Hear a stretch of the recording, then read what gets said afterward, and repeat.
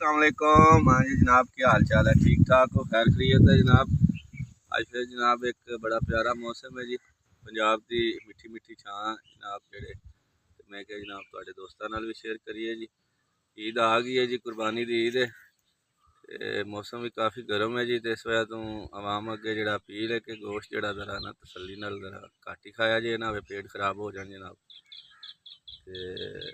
बैठे हैं जी बड़े पिपलों की छां तुहानूं खांदे सां, ते अज उत्थे बैठे हैं जनाब। तो माखी ने जनाब अटैक किया साढ़े उत्ते, बड़ा खतरनाक किस्म का। असीं क्या जरा बाहर का मौसम वेखिए, इस वजह इत्थे आ गए जी। बड़ा प्यारा मंजर है इत्थे भी जनाब। तो तुहानूं कैमरामैन खांदा इत्थे बड़ा प्यारा माहौल है जनाब बनया होया। इत्थे जरा सुकून कर रहे हैं असीं। हुण इंशाअल्लाह जनाब मकई तैयार हो गई है।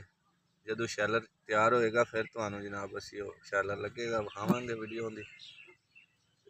अज असीं वैसे जरा तुहानूं देसी माहौल विखा रहे हैं, जरा इन्हां चैक कराओ जी अगों पिछों जरा सीन कैसा है।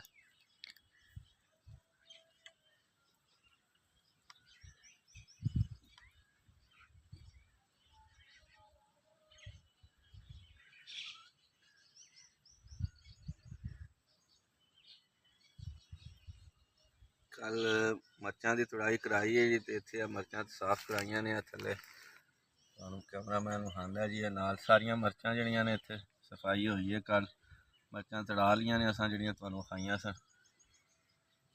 मर्चां की सफाई हो गई है जी।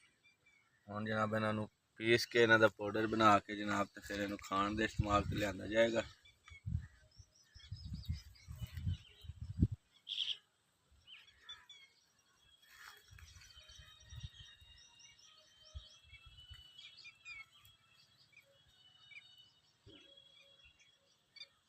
मुड़ के